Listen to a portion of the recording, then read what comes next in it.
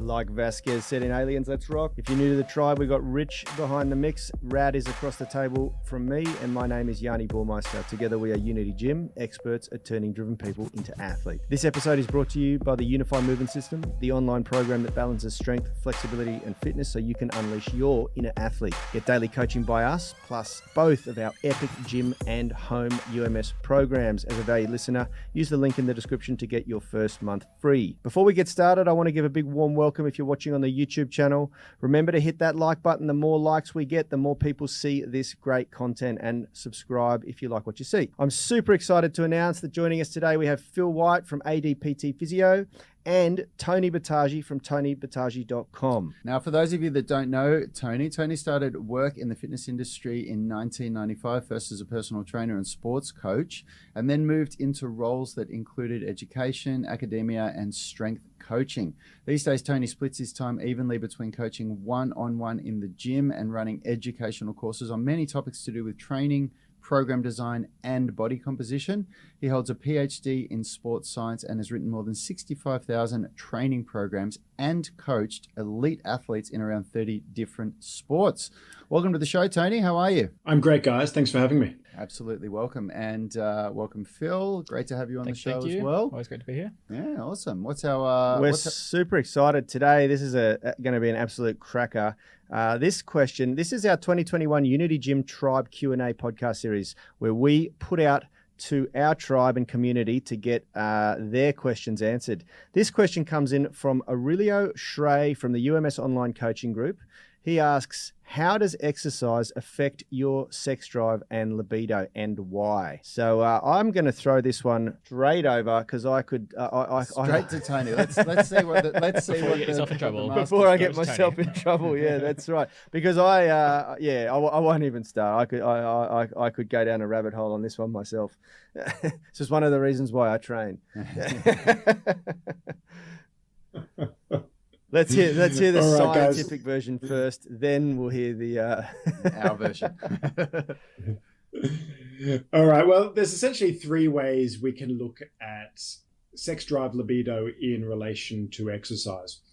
And the first, which is not my area, but is the psychological aspect. And that is exercise gives us greater self-confidence. It can alter our appearance, our body composition, and all of those things combined increase our ability to want and look for sex. But from a physiological aspect, we can go in two directions. When we lift weights in particular, but also happens during aerobic exercise and interval training, but primarily when we contract muscle with volume and with intensity, then for the next 30 or so minutes, we increase the amount of testosterone circulating through the body and binding to androgen receptors in muscle. Now that is associated with an increase in sex drive. And that's part of the reason why those people who either take testosterone or lift weights regularly have a larger libido than those people who don't. So there certainly is a hormonal explanation for this ramp up in sex drive in proximity to lifting weights. But there is also a negative side. And that is for those people who are trying to alter their body composition and restricting their energy, when the body does not get enough fuel based on the training demands, then the body responds by starting to shut down or reduce physiological functioning across a number of systems, from bone turnover to immune system and white blood cell count, but to also the reproductive hormones. So we see a reduction in the thyroid, and in testosterone in particular, when we are dieting aggressively, when we're expending energy and we're not just bringing that back in. So we lose body fat, we alter body composition, but the raw materials of sex drive being testosterone are actually being reduced. So it always depends on what state you're in. If you're in marked energy deficiency, then you will actually have a reduced libido. So a poor sex drive is a really common and well-known symptom of this relative energy deficiency in sport or not refueling appropriately. Or if you are and you're lifting weights regularly, then there's a testosterone drive for libido. It's kind of a catch-22, isn't it? Because most people will do a cutting phase or a diet to enhance the way they look, so that they can get laid more. And little do they know that they're actually completely destroying their chances from an emotional, psychological, and biological level.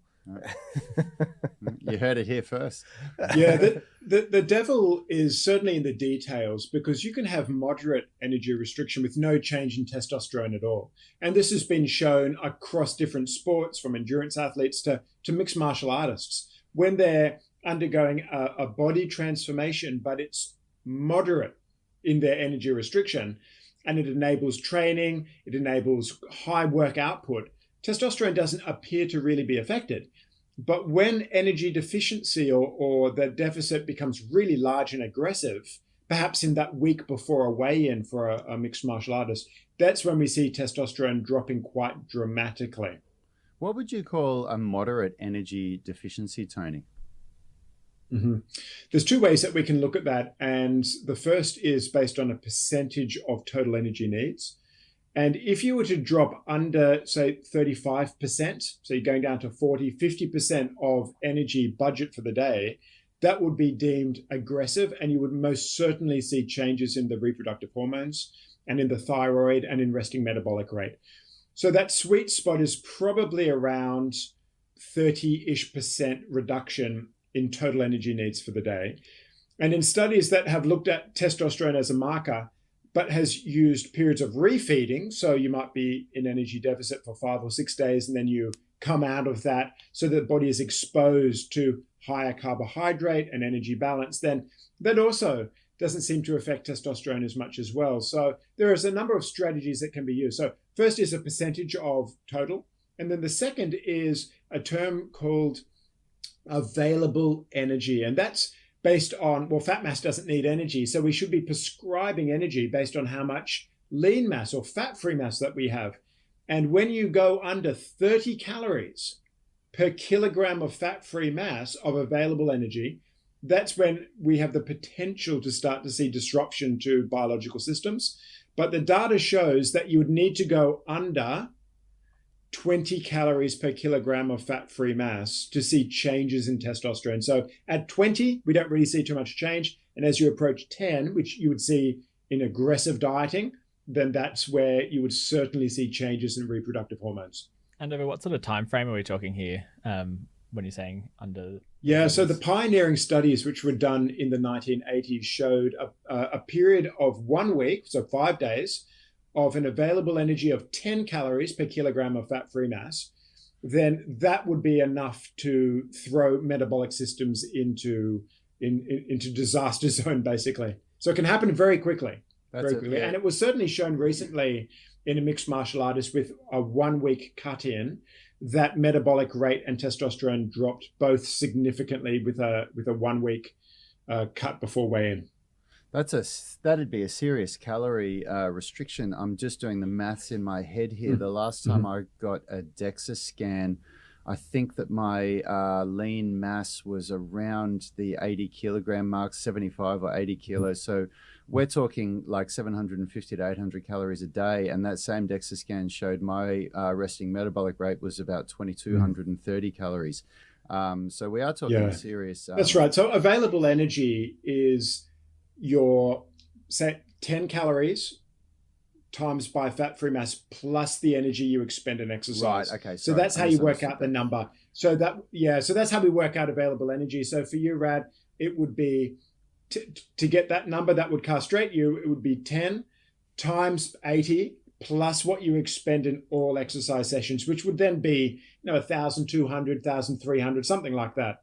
So if you were to do that for a week to really have an aggressive cut, then you would be castrating yourself at the same time. Which that is even more interesting because that is the kind of dieting that people go well below when they are trying to, do an extreme weight loss, because that number now jumps up to more like 1,800 to 2,000 calories, which people, well, at least if they're being honest with their calorie trackers, are going quite below that.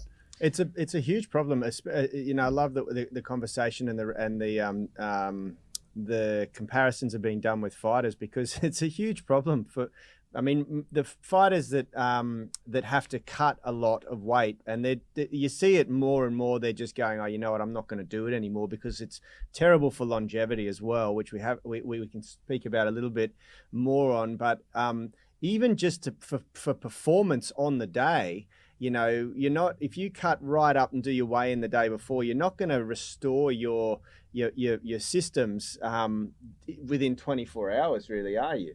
So you're going to go into your competition, as we say, castrated, you know, like feeling pretty lousy.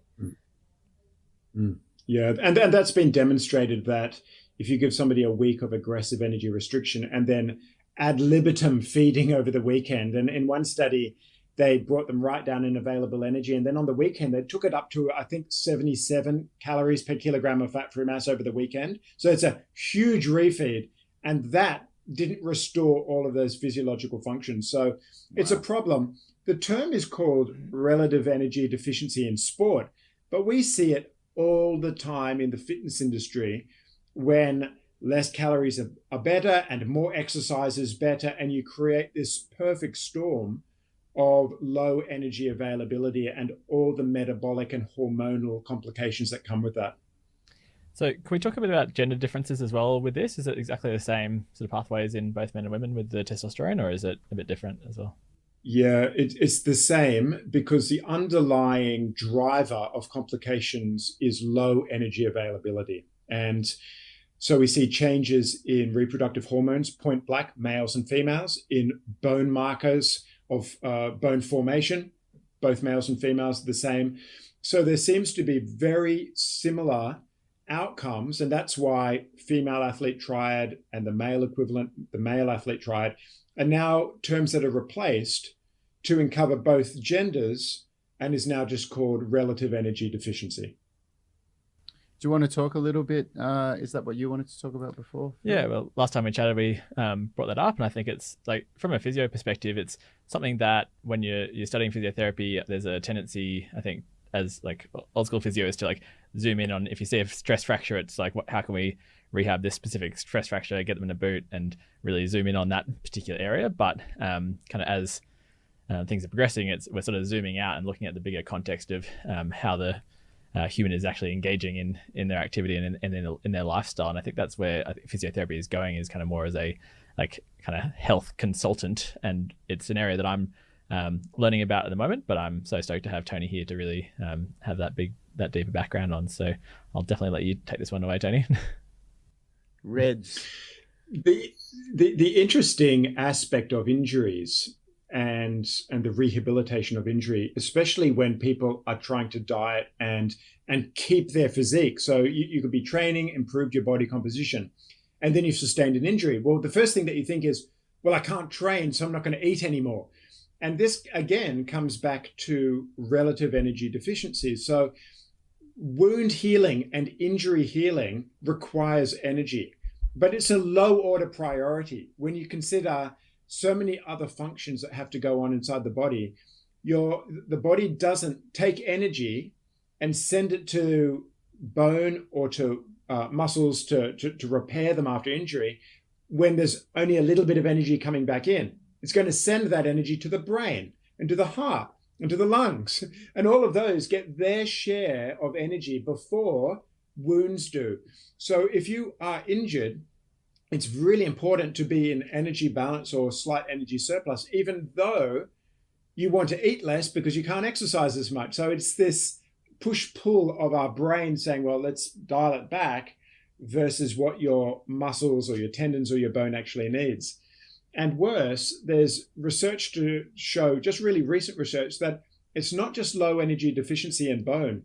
Carbohydrate is also a sensor. So in our industry, where people dial back their carbohydrate, but they ramp up their training, there's a mismatch between the use of carbohydrate and actually what you're refueling. And it can induce relative energy deficiency, even though you might be in energy balance, because carbohydrate is a sensor. So there's been some recent data from the AIS have shown that normal energy, but low carbohydrate based on training demands can also result in poor bone turnover. And if that's continued over time, then that's where we start to see bone issues with fractures and and stress fractures as well. Interesting. Which is becoming more and more common in UFC. It feels like every other month someone slaps a shin and their leg splits in half. It even happened to Conor McGregor just recently. Yeah. I'm pretty involved in triathlon at the moment, and it's huge there as well, because it's just the sheer training load of getting in that much training and trying to time it throughout the day, and then people have in their head that they want to be low carb or time restricted eating on top of that. It can really I know a few people in my current triathlon club who've got some stress fractures going on. It's just it's tricky. Absolutely. So Tony, what's your stance on the notion that being in caloric restriction optimizes health? I think I even recall a chapter on this in Marion Nestle's book, Why Calories Count. They sort of looked at the fact that eating less in general, this is a very generalized statement, elongates life, and there is certainly sort of the proponents of fasting regimes, or the zealots of intermittent fasting, will claim that, being in caloric deficit is generally more healthy than being in caloric surplus. What's your stance on that? It's well understood that caloric restriction in animal models results in the prolonging of life. That's beyond dispute. Where it becomes contentious is from a practical level for humans, and that is, well, if you are calorically restricted, you might live longer, but you won't have any strength or muscle mass to enjoy your extra years. So the idea that you want to be a caloric restrictor, but without an exercise stimulus, is just silly, because the predictors of aging are muscle mass and strength. And you build muscle and strength by being in energy balance and exposing yourself to regular protein feedings, and not cycling your weight up and down where your body loses muscle, gains muscle, loses muscle, gains muscle. So I'm not at all excited by the rodent studies and the animal studies that look at caloric restriction. I'm really interested in the health of my clients' muscle and their strength as we age. So we should be putting our eggs in the basket of being fit from a mitochondrial perspective, so we have robust aerobic fitness, and from a contractile and strength perspective, so that we're lifting weights regularly as well. I would put my eggs in both of those camps any day over the potential benefits of being a caloric restrictor. Yeah, having spent some time doing some physio in the ICU and also in aged care rehab, just seeing people in there who were totally sound of mind and amazingly cognizant. I had this one 93-year-old lady who was playing Words with Friends with her son every day, but she couldn't stand up out of her chair just because of how little strength she had and little muscle mass. And the most common reason people end up in hospital and in the elderly now is falling over, breaking a hip, and then the outcomes after that are terrible. So it's really, that was very eye-opening just to see, like, it's more than just being, like looking a certain way in your 30s, 40s, and 50s. More than juvenile aesthetics.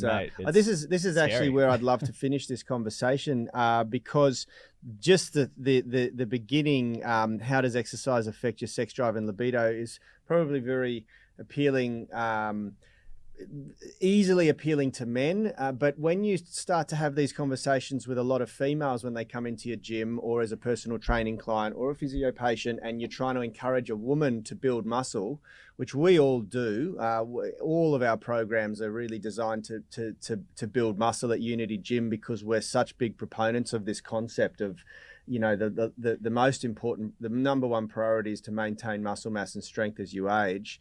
How do you have those conversations with your female clients, Tony? Because I know that you've had the luxury of training people like Hattie, who you clearly have no problem convincing her to put on muscle. But to give a little bit more context to what I think you're saying, is that what you're getting at is that a lot of the female clients that we talk to this about try to reject the idea that building muscle. Yeah, that's right, because our program involves quite a large component of lifting weights and resistance training. Always related to aesthetics, and say, I don't want to get I don't want to get huge, I'd love to know how you would tackle or handle that question or complaint.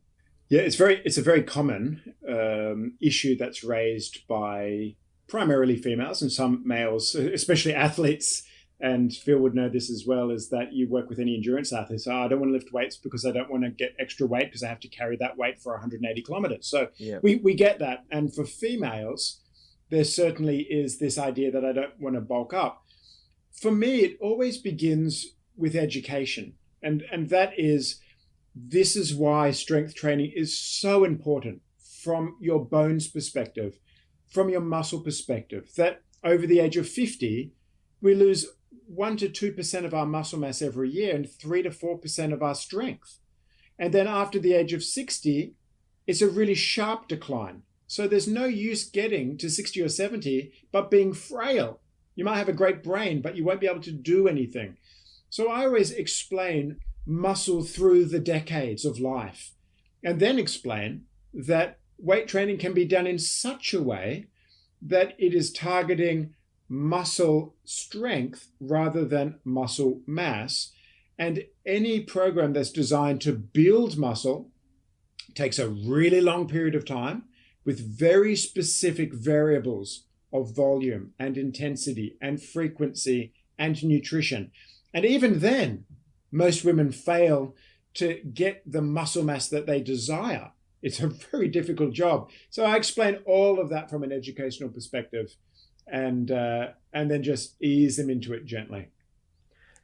For as an ectomorph all my life and someone who's struggled to put on, it took me 20 years to put 10 kilos of lean muscle on, I can certainly validate or furnish the argument that it is very, very difficult to do for most people anyway. Yeah, and I think also kind of highlighting the difference when you're looking at strength, it's going to be a combination of hypertrophy, but also neural drive and an ability to activate the muscle you have. So I think kind of taking that avenue of talking about it, especially over like the first 6 weeks while hypertrophy is gradually ramping up, like you don't really see much muscle size difference, but you can have a massive increase in strength just from the ability to be able to activate the motor units that are already there within your body. And so training is an ability to continue to activate these motor units, which means that if your body's pretty thrifty and it realizes that, hey, if we're not activating these things, we can start to get rid of them over the years. But if you're kind of continually activating, you're getting that neural drive going, turning it from like a little creek worth of drive into a raging river of a stream, then your body's gonna be like, hey, we need the thing, we're not going to get rid of it. And muscle maintenance is muscle maintenance is maintained. Yeah. And so I think there's like some photos that have gone around with the 7-year-old triathlete thigh versus like a regular 7-year-old. Like, it doesn't mean he's got these massive thighs that are looking like a track cyclist in the Olympics, but he's got this really solid mass that's appropriate for his size because it's appropriate for the activity he's done for his whole life. So it's interesting that we've ended up on this topic and in this way, because one of the questions that didn't make it to the final cut for this podcast series this year was by a woman in our online coaching who just asked a simple question: for females, what's a better training modality, volume-based training or intensity-based training? And it's from Helen, who's got a lot of questions in there, so I had to eliminate a few of her questions. But it's a decent question to answer because it is definitely on point with where this conversation's going. So from that, from your perspective, Tony, for a general woman, a 40-year-old woman, what would you suggest? Volume-based training, intensity-based training, or a straight-up undulating periodization model? You absolutely need both, unless one is an athlete that requires one or the other. So for an athlete that requires muscle and muscle only, then volume is the driver of creating muscle growth. Whereas intensity, or working very close to your 1 RM, which is by definition what intensity is required for changes in strength. So if you were a powerlifter or a weightlifter, then clearly intensity becomes the answer. But for everyone else, you need both, because no one type of training intervention has the monopoly on results across bone, muscle, fiber types, energy systems, and so forth. You need all. And whether, Yanni, to speak to your point, whether you do them in series, so you do a strength focus and then a volume focus, or whether you do both strength and volume in the same session, that decision, to my mind, is a minor one. There's so many different ways that you can order and sequence the variables. And frankly, over time, you're going to use all of them for variety and for interest. But you do need both inputs of maximal strength, intensity, and volume. Brilliant. Beautiful. Awesome. Yeah, that's we in our gym program, just to keep, because there's always an element, and you sort of suggested it there, is that not just getting the best possible result, but you also do have to keep the individual coming back for more. And so from a coach's perspective, you're always sort of balancing, what do I need to do to follow the principles that have stood the test of time that are going to get the best possible result, but without boring this person to death so that they end up looking for something else which may be suboptimal or like the old boot camp style, just flog you until you fall over style training that people tend to flock to when they're bored, or wanting a little bit of something new. So yeah, it's great. It's good. We follow an undulating periodization model. We do 4 weeks of intensification, 4 weeks of volume, and we try to stick to introducing new movements on the volume periods so that people can bank some time under tension before going heavy. And it works pretty well. Yeah, absolutely. Well, Tony, thanks so much for joining us again. For those of you out there that would like to connect with Tony, Tony can be found on Twitter at Tony Boutagy, TonyBoutagy. And you can check out his interesting articles or his takes on articles that he's read. And if you want to follow him on Instagram at Tony Boutagy, you can see more training related information. And remember that anyone can enroll in any of Tony's courses at tonyboutagy.com. And if you're a coach or a fitness professional or even just a fitness zealot, I highly recommend that you check out his courses. They are amazing, and they've been pivotal to our Unify Movement System that we teach online and at Unity Gym. Thanks so much for joining us for another great discussion, Tony, and we look forward to having you on the show again soon. Thank you, guys. Much appreciated. Thank you.